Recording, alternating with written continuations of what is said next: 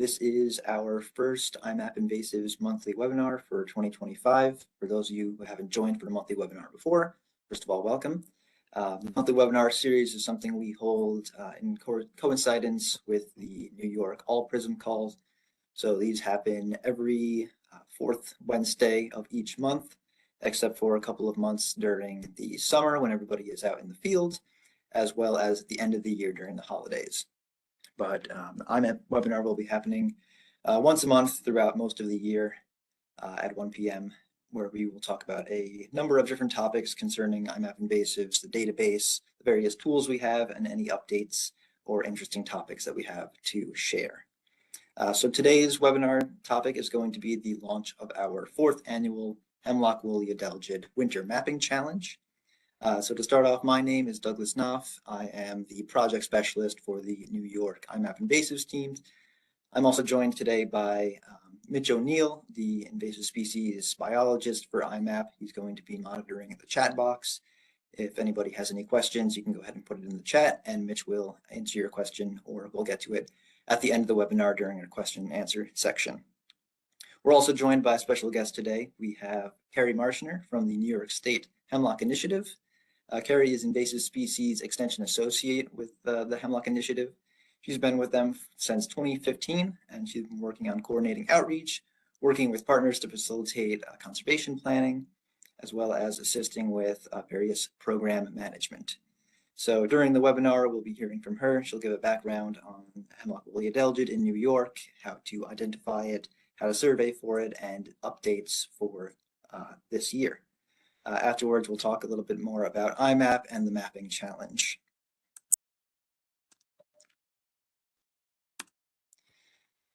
So with that, just a couple other housekeeping things. This meeting is being recorded, and the recording will go up on YouTube after the meeting has concluded. Everyone who registers will also be receiving an email with various links that we talk about during the webinar. So if you don't have time to write down the links for certain things, they will be sent to you at the end. And with that, I'm going to stop sharing my screen. Carrie, if you want to go ahead and share yours. And you can take over from there. Thank you. Hopefully you are seeing my screen. Yes, we can see it. Without any weird boxes or anything on it? Nope, looks good. Okay. The wrong direction. So I'm going to talk. Thank you very much for having me to share this information. I really appreciate it. I'm going to start by talking a little bit about hemlock trees and why they're so important, why we care. Hemlocks are a common tree species in New York. This slide used to say they were the 3rd most common tree species in New York, but they aren't anymore. So now it just says they're common. But here's the map of where they are in New York. You can see that they're not everywhere, but they're pretty widespread across the state. And these places that have a brownish orange tinge, those are places where some of our stands are more than 60% hemlock. And there's quite a bit of that up in the Adirondacks and the Tug Hill Plateau. There's a lot of hemlock in the Catskills, especially in the northern reaches, and down here in the southern tier. Our hemlocks are pretty unique. They're an evergreen that is shade adapted, which is not the normal routine for a conifer. Their needles are specially adapted to produce energy with just a little bit of sunlight filtering in through the canopy. And because of this shade adaptation, we often see them in New York on our in our gorges and river valleys down low. They like moist areas, but they don't have to have it. And there isn't another conifer that does this and fills this kind of niche. They also provide a lot of ecosystem services. They provide in the winter at this time of year, when you walk into a hemlock grove, you'll feel that it feels warmer because they have the winter canopy that's very dense, that drops the wind chill down. So it's a little bit warmer and it's a nice refuge in the wintertime. The summertime, when you walk into a hemlock grove, it feels much cooler. It can be up to 10 degrees centigrade cooler below the canopy than above the canopy. So in all kinds of weather extremes, hemlock groves provide a habitat refuge for species. They also support our aquatic ecosystems by helping keep snow on the ground a little longer into the spring, and also by providing direct shade over our streams, because that's where they grow, right? So they're keeping our streams cool, and there's actually some evidence that they also help stabilize stream flows. And what we don't want is for our forests to look like this. This is Pisgah National Forest, and all those gray trees are out there, all dead hemlock, are being killed by this pest, hemlock woolly adelgid. Invasive forest pest. You'll be shocked here. This is what HWA looks like when you see it out there in the wild, especially at this time of year. What you'll see is these white woolly bundles on twigs at the base of needles. This is a pretty dense infestation here, so you can see it's all along all of the branches. If you strip away all of that wool and use a really good microscope to look at the insect, this is what you'll see. This is its head. These little plates on the back with the white pores, this is where they make all of that wool. And this thing that looks like a child's silly straw, that's the mouth part that it puts down into the tree. And they feed on the starches that the tree has created for the tree's own use. We don't think it's actually the removal of those starches that kills the tree. It's the way the tree walls off each individual wound from each individual HWA that blocks the passage of sap to the end of hemlock branches, and that's where they make their new growth. So their needles last for 3 or 4 years, and then when their old needles reach the end of their useful life, they don't have any new growth because they couldn't get their sap out there to make new growth, and then the trees starve. So we think that's what's killing our hemlocks. Mortality for a heavy HWA infestation is very, very high. In the south, where they don't have serious winters, their trees die in 4 to 10 years. Historically, up here in the north, our trees have taken more like 6 to 20 years to die. But with thankfully not this winter, but some of our recent winters have been quite mild. And we saw significant upticks both in HWA spread and tree mortality from HWA, because we weren't seeing some of the reductions in population of HWA that we see in a nice cold winter. So we're hoping that this winter gets cold enough that it really gives us and our trees some breathing room.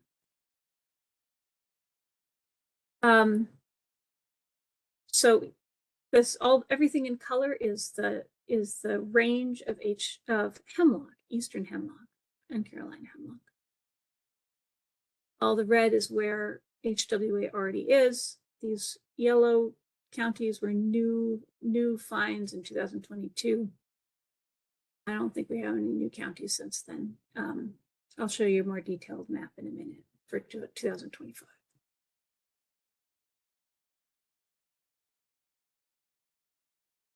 So HWA started down in the city, basically moved up north through the lower Hudson. These infestations out here in Buffalo and Rochester were actually started independently by infested nursery stock arriving and bringing HWA to those locations, but the HWA from the city has caught up with it. Now, this is an old map.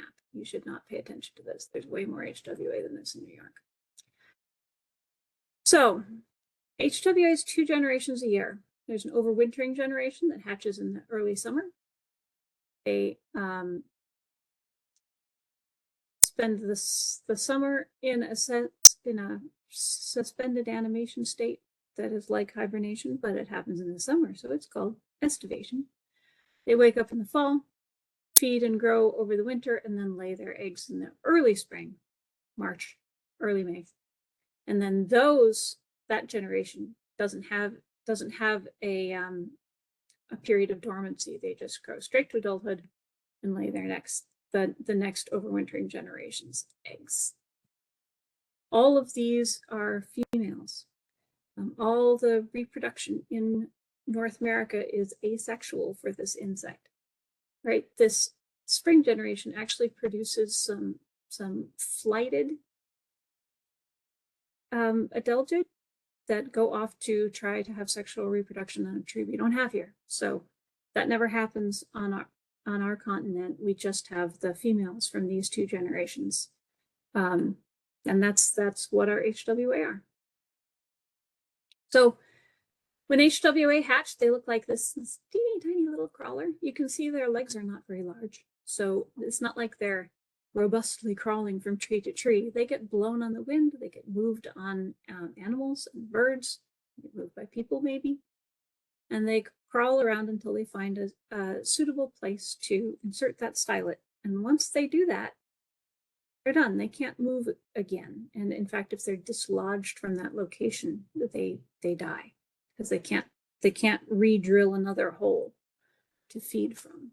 So this is their only mobile stage from about April to June. The nymphs feed and grow, make wool, and this is what they look like late as adults. Basically from November to June here. Each adult can lay 50 to 100 eggs. This is an adult right here. Looks vaguely tick-like. And then these are the eggs. And this is the wool. The main mass of the wool was pulled away so we could take this picture. So the issues that we have here on the East Coast is that we have asexual reproduction. So one individual can start a new infestation. We have 2 generations a year. So we have 2 opportunities for exponential growth.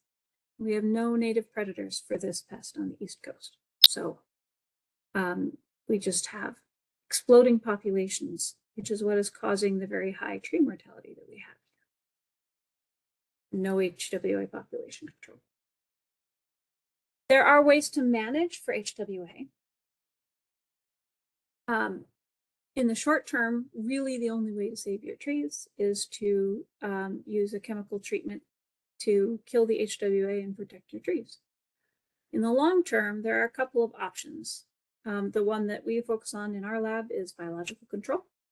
So I work at the New York State Hemlock Initiative, and all of my colleagues are laser focused on developing a biological control solution for HWA, along with many other labs across the Eastern Seaboard. The other option that you can, that is another long-term potential management adaptation for hemlock in the face of HWA is to develop a strain, HWA resistant strain of hemlock. And there are some programs that are working on that as well. Treating your trees and preventing our current generation of hemlocks from dying prevents the whole ecosystem from changing, right? Because the hemlocks are this very common, very abundant tree that provides these unique ecosystem services that are not going to be replaced by other species because we don't have a conifer that does these shady locations other than hemlock. And so when we think about weighing the benefits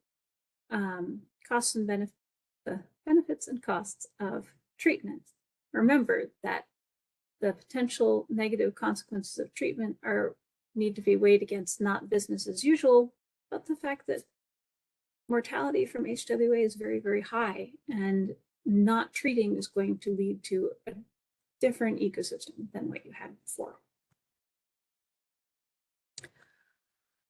Biological control is great. It's a long-term solution that functions across the landscape, because once you get biological controls, in this case predators of HWA, established on the landscape, you don't have to pay to take care of them, and you don't have to treat individual trees because they're just out there taking care of the problems. The issue is that the research on biological control is still very much in progress. We don't have a silver bullet solution at this time. And so if you want to save the trees you have today, once HWA arrives, treating your trees is really the way to go. Now, let's talk about hemlock woolly adelgid survey, which is what we're here to talk about today. What's the best time to survey? Well, you remember we've got that one time in HWA's life where it can move and find a new place to infest. So we don't want to be surveying at that time when the crawlers are out. And it's kind of hard to find these teeny tiny estivating HWA. They're very small and hard to see. You can find them, but it's much more difficult than looking for those nice fat woolly bundles. So let's eliminate most of the summer. And then let's also take out hunting season, because most people don't want to be out in the woods hunting, looking for HWA during hunting seasons. And that leaves us with this window from January to late March or early April. And this is really the best time to look for HWA, even though it can be hard to get it out into the woods at this time. When you survey for HWA, you're looking for information on whether or not HWA is there, and also how much of it is there. It's great if you can, in your notes, when you submit a record, provide some estimate of how dense the infestation is, light or heavy, and the photo that you submit will do this to some extent. So survey November through May, April, really. Consider tree health. If you're looking at a set of trees and some of them look kind of ragged and thin and gray, I would suggest looking at those trees first, because they're the ones that are more likely to have HWA. But it can be on any tree. Look for branches on the ground. Porcupine like to get up and nibble, nibble, nibble at the top, the branches at the top of the tree. And so looking at the branches on the ground, turning them over and looking at the underside to look for HWA is a great way to get a little snapshot assessment of what's happening higher in the canopy than you can reach. So survey the branches you can reach.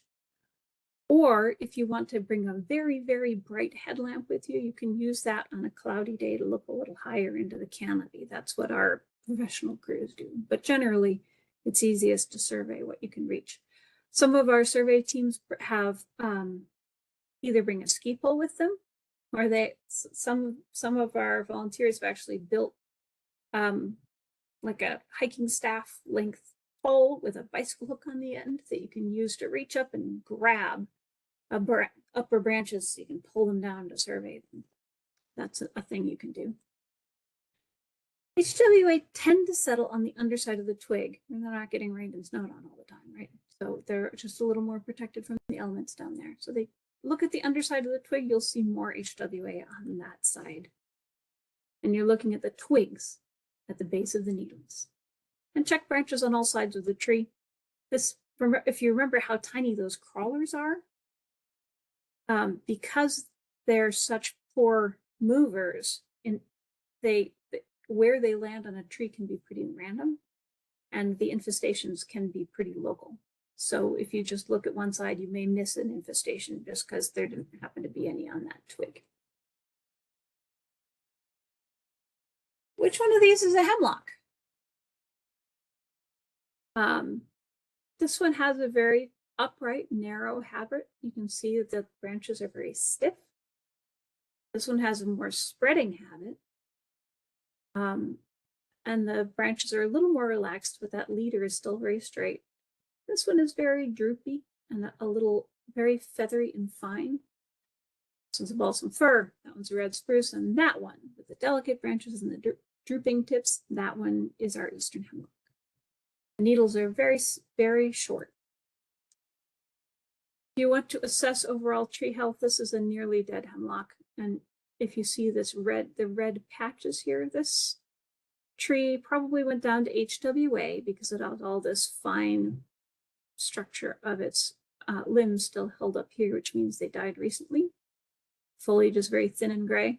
And then it was also hemlock borer came in and started attacking it once it was weak. And then the woodpeckers came to start eating the hemlock borer, and that's why you see all this red. So this is a gray looking, this is probably an HWA infested tree. It's looking very gray and thin. Those would be healthier. What does HWA look like? There's a healthy hemlock. On these little white things you're seeing here, that's just the bottom of the hemlock needle. That is not HWA. These have HWA. On the undersides of the branches, you'll see the 2 white lines. That means you're looking at the bottom of the branch. This is a heavier infestation. This is a slightly lighter infestation. Some lookalikes. This is a elongate hemlock scale. This is also a reportable bug. You can report this in IMAP, and please do, because it's spreading in New York. Tends to kill hemlocks much more slowly in New York. It's not as dire a threat in New York as HWA. It's these guys mostly, and then the longer white ones. You'll notice that these are on the needles, so you know it's not HWA because HWA is on the twig at the base of the needle. You often see both of these on trees in New York. This is not HWA, it's white. But it's not on the twig, it's up in the needles. And this is hemlock needle miner that's made a cocoon case for its young here. And there's the young, I think, emerging. Spider egg sacs, they're white. They're a little bit woolly looking, but they're more silky, and also they're quite large, and they're not necessarily on the twig at the base of the needle, and it's much bigger than an HWA. Spittlebug foam can be on the twig, but it's foamy and not woolly. And this is the cocoon of a skeletonizer. Again, it's on the needle and not on the twig. This is HWA. It looks woolly. You'll see it almost looks like a little cotton ball, with the black specks are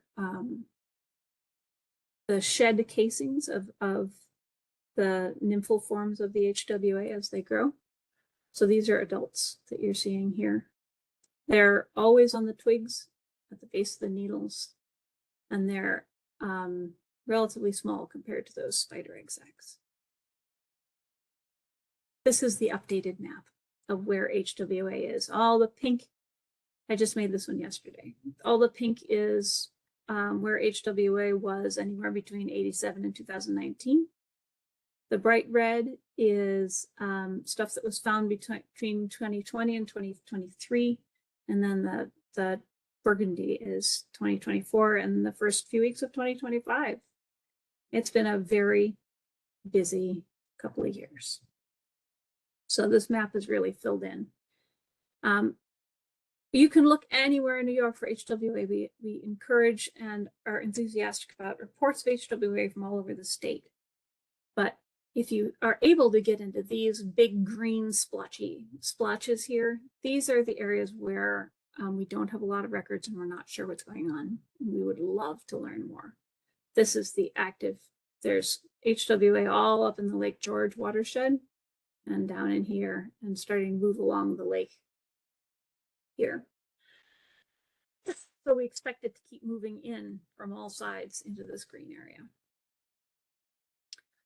If you can look in those areas, that'd be great. So please survey now.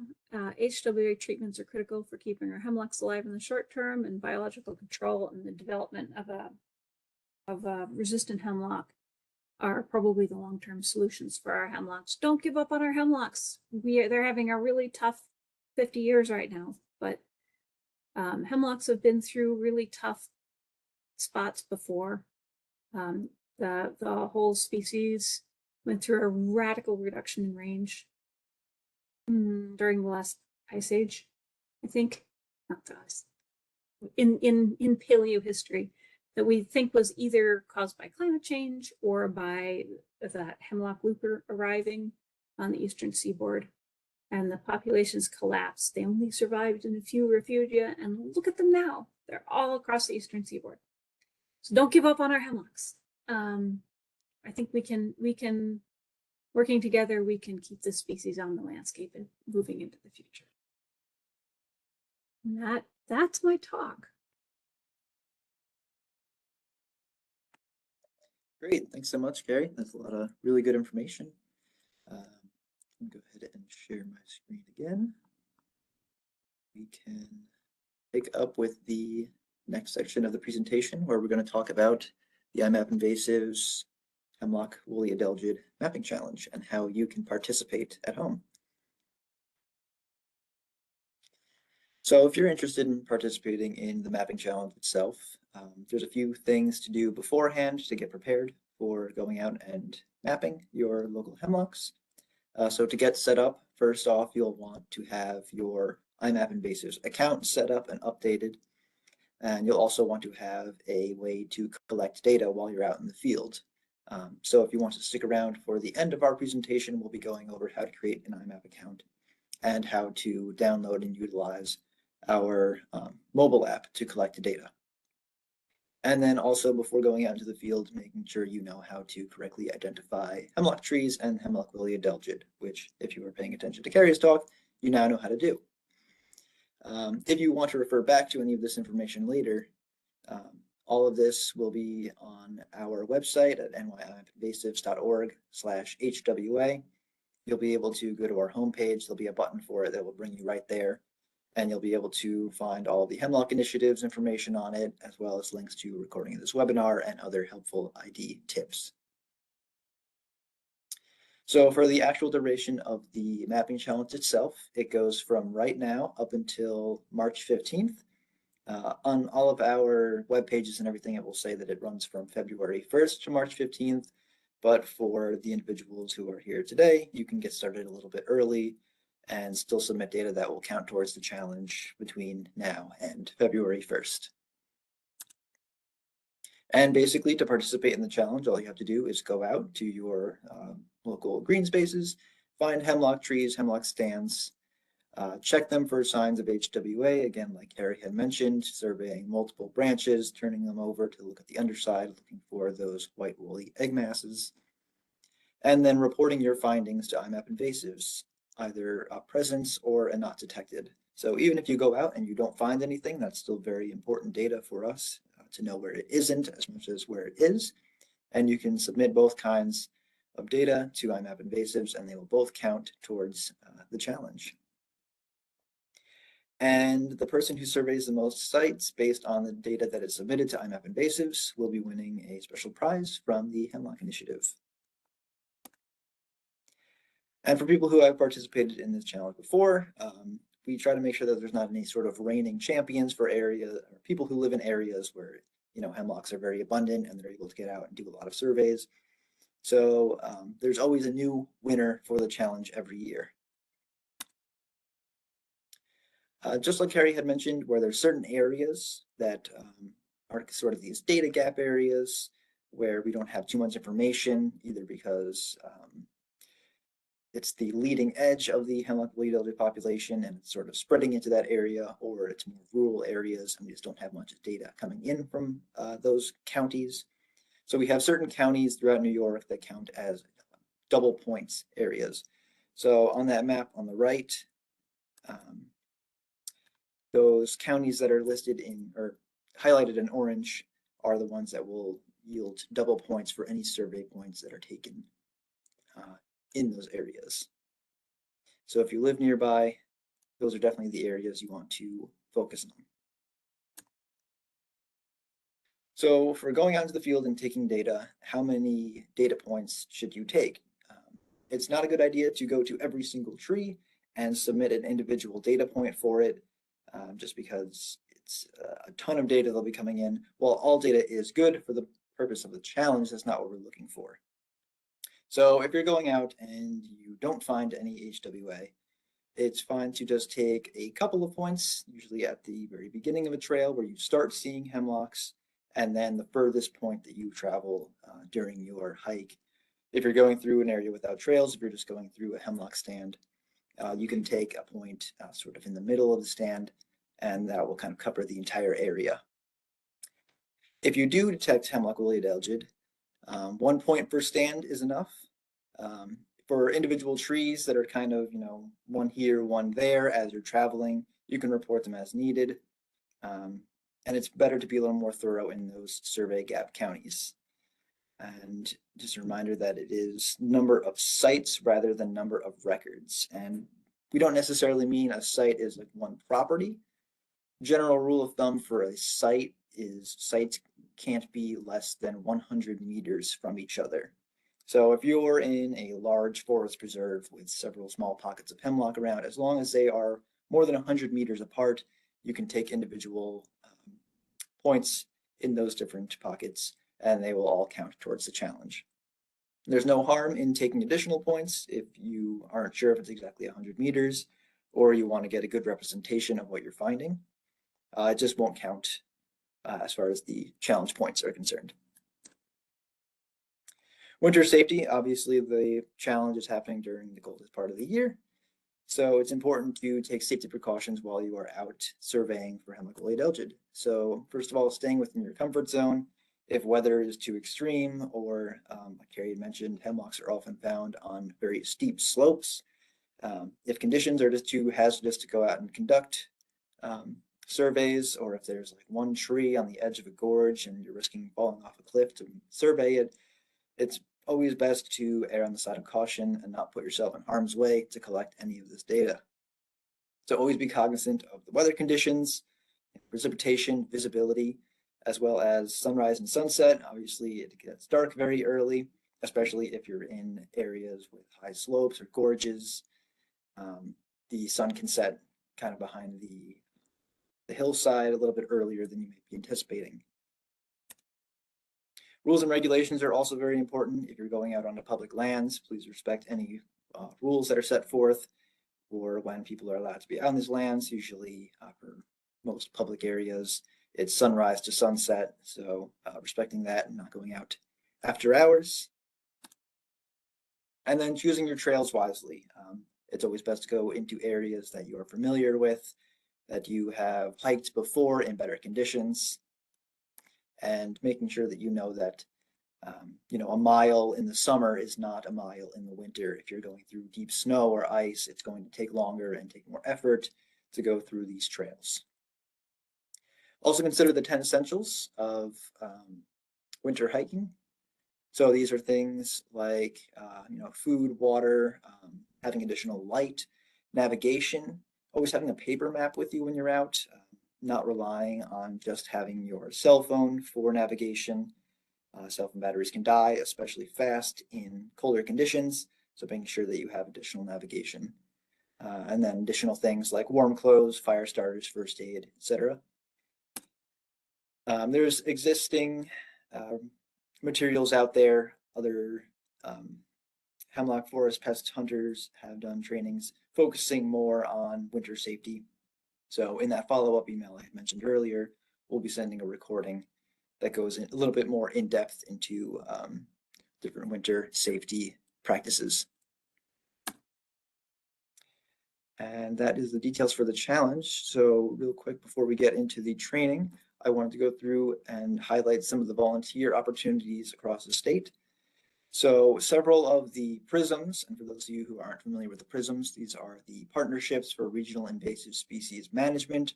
There's 8 of them that cover all counties in New York State. Several of them, especially the ones that are located along the leading edge and data gap areas for hemlock woolly adelgid's range, they have these special programs in place specifically for training volunteers on how to survey for data and collect data for hemlock woolly adelgid.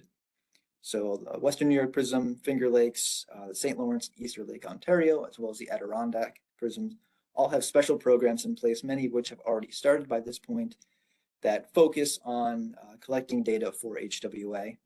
Oftentimes they will have special trainings that they hold, webinars, as well as guided hikes where they will actually go out with you and assist in collecting data in these areas. For the other PRISMs, where hemlock woolly adelgid is more common, kind of filled in all of the area.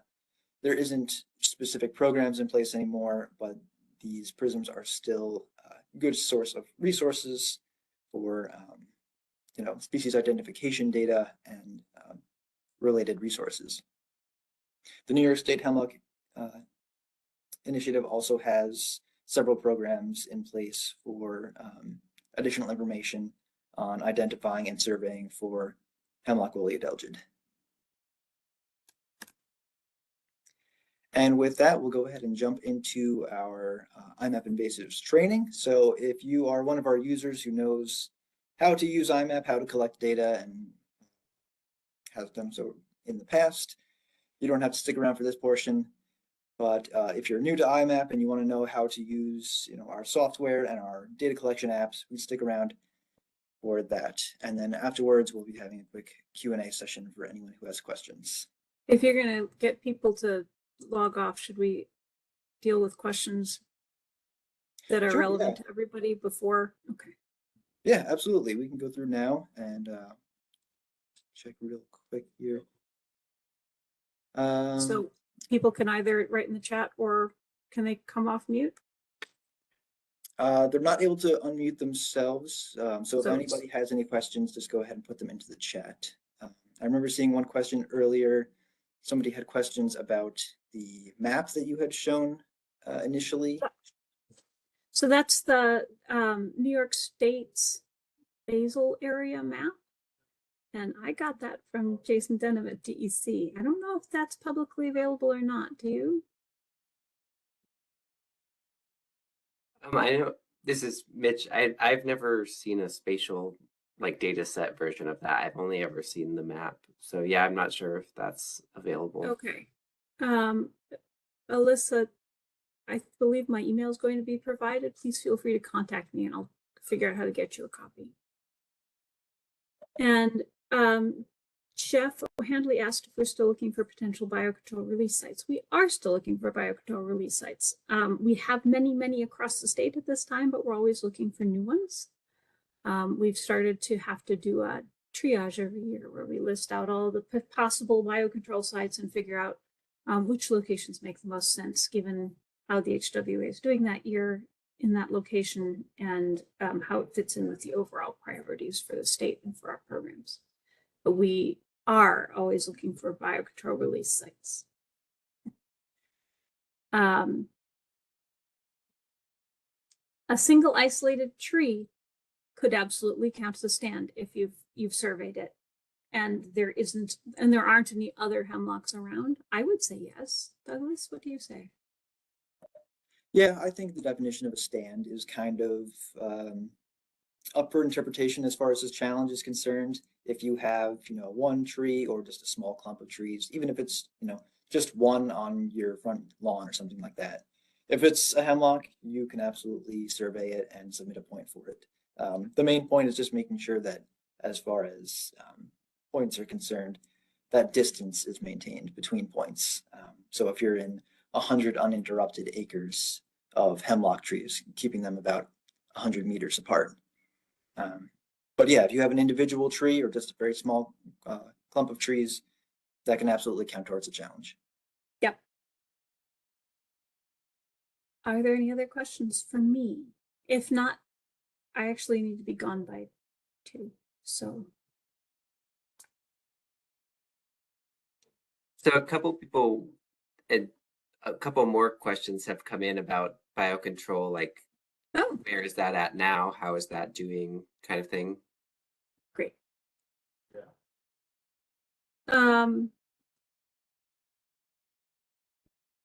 And there's a question about iNaturalist that maybe you guys could answer.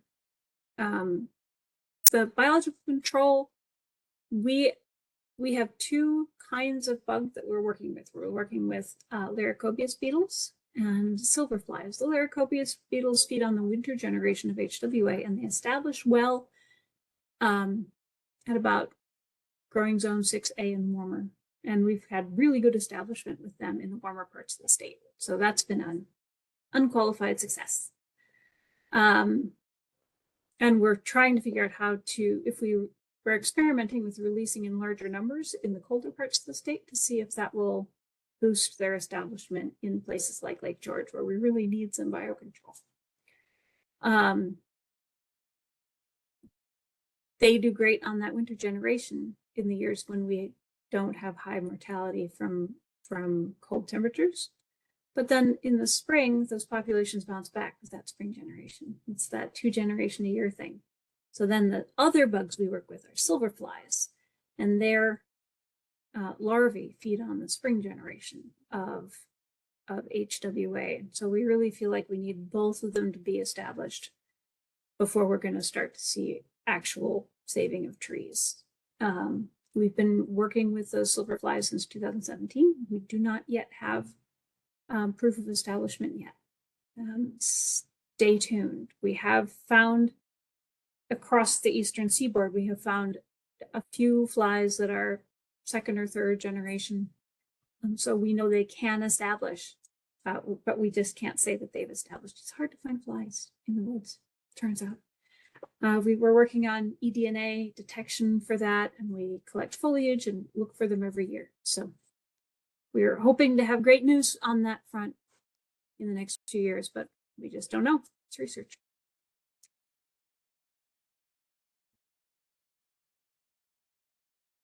I'm looking at other. Was that the assessment of biocontrol so far? I think so. Do we have areas? Do we have areas that specifically need survey in Dutchess County? I don't think we have identified specific areas.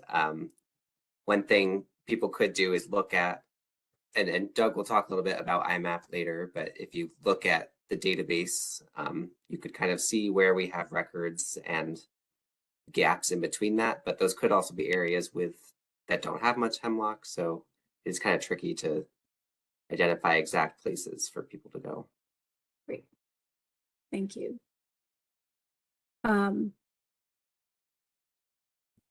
Can you clarify what constitutes a stand? It's a great question, and one that has been hounding my extension up for years, because it's a pretty vague concept. If you have an individual tree that doesn't have any other hemlocks around it, and you're surveying and you need to put a point in, that tree is a stand. If you're standing and you're surrounded by hemlocks for hundreds of miles, that's probably more than one stand. And everything in between is pretty fungible. But what we're looking for is for people to not go from one tree to the next tree, to the next tree, and put in a positive record for everyone, because from a management perspective, that's not actionable information. We can't go in and manage at that level. So if you think about, the person who manages this forest probably wants to know whether it's on this side of the creek and also on the other side of the creek, and at mile 1 of the trail and mile 3 of the trail, those are far enough apart to make sense. Use your best judgment. Did that answer the question? Yeah, I think that sounded great. Okay, thank you. Great. Right. Any additional questions before we move on?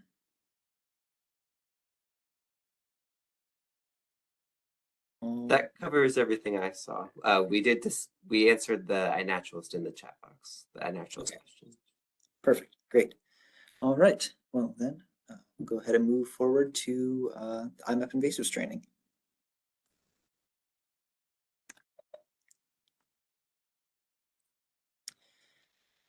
So like I mentioned earlier, the first thing, if you want to participate in the challenge, as well if you want to utilize the the iMapInvasives invasive species database, you want to make an account with iMapInvasives. So to start out doing that, you go to nyimapinvasives.org. You see here a screenshot of our homepage, and you click on the login button. This will bring you to account information, where you can both log into an existing account if you have one already. If you haven't logged in a while, you can use a forgot password function to reset your account password and get back into it. But if you don't have an account, you can create one with the larger box below. All you need to make an account is be 13 years of age, input your first and last name, your email address, choose a password, and your jurisdiction. Jurisdiction just being where you live, which state you're collecting data in. Once you hit the join button, it will send an email to the email address that you put in with a user agreement. You accept the terms of the user agreement, and your account for iMapInvasives is then active. After you go back to you activate your account and log in with the above box. This is the first thing you agreed with when you log into the database. This little pop-up box will give you information about when the database was last updated, and will prompt you to clear your cache to make sure that the updates come through. And you are greeted with a map view of the entire iMapInvasives invasive species database. So there's several tools at your disposal that will help you navigate around the database. There is the menu where you can see things like your account information, organizations and projects. If you're working with any sort of volunteer group, they might have a project set up where you can submit your data into that allows them to filter it easier. You can also do things like set up email alerts if you want to get information on when certain types of data are input into the database. There's navigational tools which help you move around the map. Action tools which help you manipulate what sort of data you are seeing on the map viewer. So you can create new records, directly input them into the database. You can find records if you have the information for them already. You can filter what you're seeing on the map viewer. So you can choose individual species, observers, the time that certain records were input, certain taxa, as well as a host of other filter options. Identify measure if you want to focus on a specific area. And then there is export and report options if you want to take data directly out of the database for things like making maps, or if you want to automatically generate reports. So if you have a property and you want to know which species are on it and how many of each, you can make automatic generated reports using that tool. And then there are geographic layer tools which allow you to change the different map layers, add distribution layers if you want to see every county that lights up for different species, and different data layers you can trigger on and off. So things like presence records, not detected records, treatments, etc. And then just a quick overview of how data moves in and out of the database. So that web interface that I was just talking about is sort of a two-way street when it comes to data. You're getting data out of the database that you can view in points, lines, and polygons, as well as presence, not detected, and treatments. And you can also input data into the database directly using the web interface. The caveat is that this requires connectivity, either an internet connection, or if you're using it on a mobile device, it requires self-service. The mobile app that we'll be talking about in just a moment, this is more of a one-way street. You can collect data on the mobile app, only point records for either present or not detected.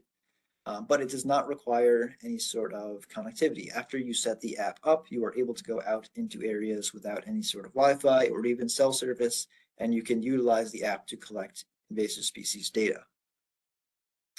And then a one-way street going out of the database is things like the email alerts that I mentioned before, as well as web map services. So if you go to the iMapInvasives homepage and you see we have a map viewer, that's a live view of the map for Hemlock woolly Adelgid on the homepage, which basically just pulls all the information for HWA out of our database and shows it in a little box. So now we'll move into the mobile app. This is our most straightforward tool for collecting invasive species data that we have available. So we're also going to go through a little bit of a demonstration on how to utilize the mobile app. So at this point, if anybody doesn't have it and wants to download it on their phone, or if they want to follow along and take a test record, we'll go ahead and do so now. So the app can be found on the App Store or the Google Play Store if you just look up iMapInvasives. And we'll go through how to set that up. So as people are pulling that up or downloading it, whatever you want to do, we'll go through the most important part for collecting invasive species data using this app, which is taking a good photo. So if you're collecting an invasive species point, it allows you to attach one photo to your record. And this photo is very important because when you input data into the iMapInvasives database, it comes in as unconfirmed. It is then looked at by an expert, either on the IMAP team, somebody at the DEC, or the PRISMs, basically somebody who works specifically in invasive species and is an identification expert. They'll look at your photo and what species you think it is, and they'll say, yes, this is what you think it is, or no, it isn't. And they will confirm that record. Each record is manually confirmed by an expert. So the photo you submit with your record is very important, making sure that it is focused, clear, and close up. It's always better to take a very close-up photo of an identifying characteristic rather than a zoomed out photo. So if you have 100 invasive plants, it's always better to take a picture of the close-up of flower of one of them rather than try to capture the entire population. Same thing with HWA. If you can get just one or two little egg sacs very close up and clear, that does a lot more for confirming these points compared to if you're taking a zoomed out picture of the entire tree. So for setting up the mobile app to go out and collect data, there are certain actions that do require connectivity, one of which is setting up the account, logging into your existing iMapInvasives account and setting up the app.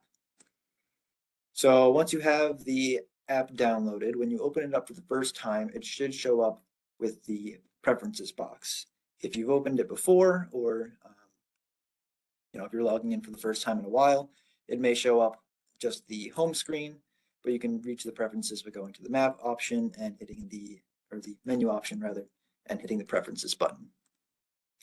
And this will bring you to this page where you can log into the app using your existing iMapInvasives account information.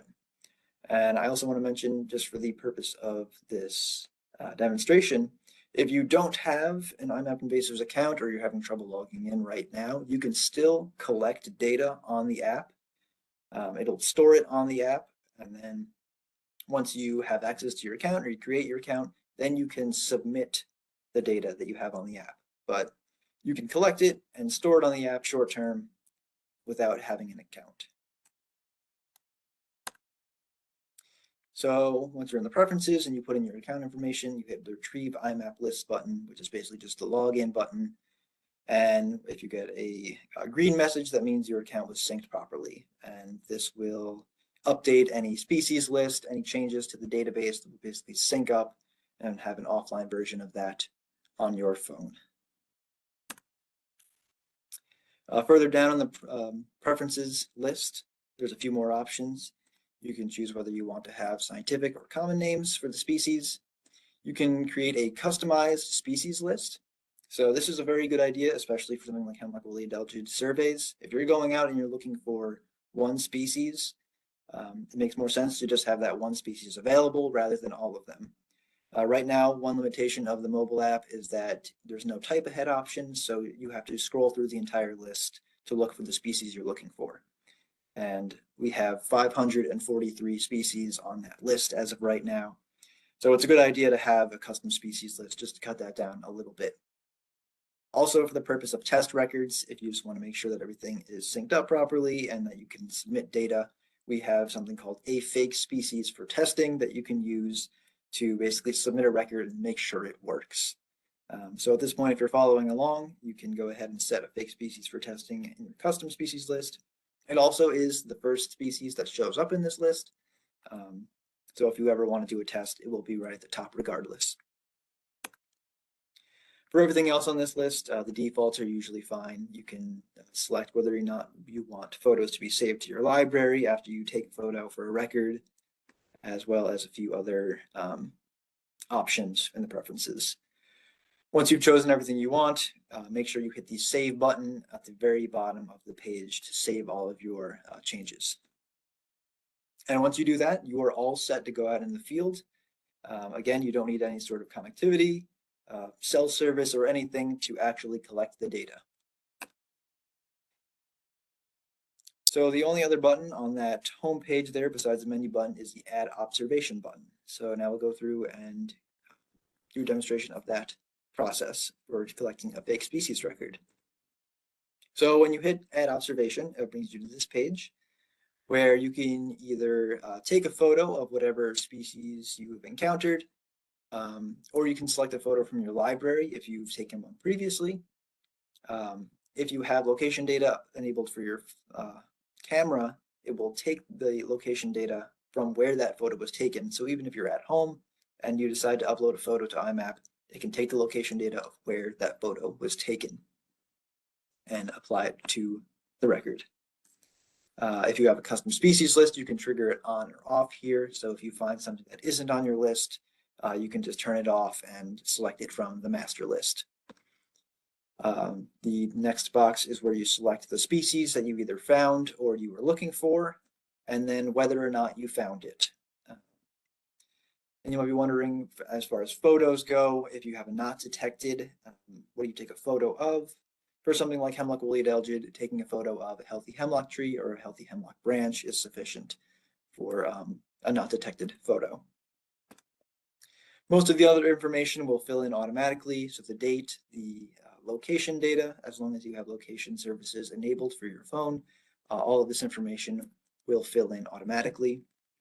If it's showing 00, then you might not have location services on, and just, you'll want to enable that for the iMap app so it can fill that data in. And then afterwards, there is projects and organizations. You don't have to worry about that if you're not in any of them. Time searched, this can be important for, if you're going out and doing a not detected survey. Showing how long you conducted the survey for can kind of give an idea of how thorough it was. And then observation comments.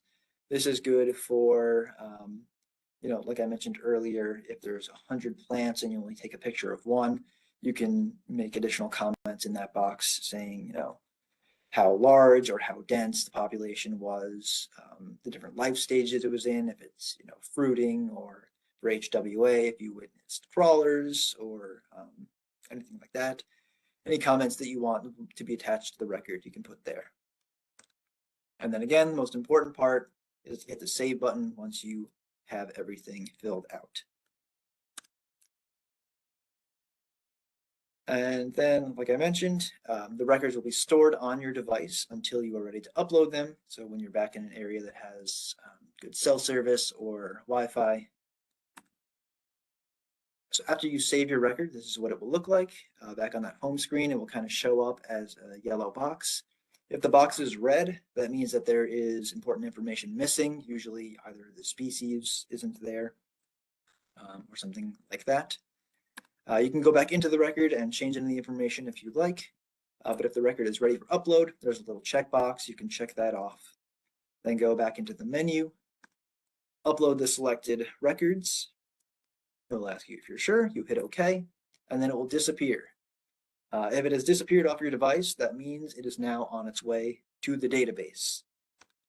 So again, if it is there and you see it, it is just on your device and not on the database. If it has disappeared, it has gone off to the iMapInvasives database. And again, it won't show up right away until it is manually reviewed by one of our expert reviewers. But after it is confirmed and reviewed, then it will show up as a green point on the map in the iMapInvasives database. And then just a few additional functionalities, some of which I've mentioned before. You can set up email alerts for certain species of interest or areas of interest. If you want to know when new records come in for certain species, you can set that up. There's also several options for your data specifically. So if you want to know when one of your records has been confirmed or additional information has been put on it, you can have alerts for that as well. There's different distribution data that you can see in the online interface. Like I mentioned earlier, on that map view, you can set up different distribution data views. We have additional data collection tools. A lot of these are good for professionals, or if you're doing more in-depth surveys for things like HWA, something like our forest pest survey 1 through 3 data form might be something you're interested in, which just basically goes into a bit more specific detail as far as if you're going along a large, trying to say here, if you're surveying a very large stand with a lot of trails in it and you want to take a lot of data for that area, we have more advanced forms available where you can take different types of data and enter additional data fields. And then things like organizations, if you're working with like your local PRISM, they might have organizations or projects that you can be a part of and submit your data to them. And then if you're interested in learning more about iMapInvasives or how to utilize different tools or the database, we have our training page. This is where you can find the sign up for future webinars. There's a lot of training resources available there. We have past recorded webinars, different help documents, PDFs, YouTube videos, and all sorts of things like that, as well as several other self-guided trainings if you want to learn more information about invasive species. And with that, I believe that brings us to the end.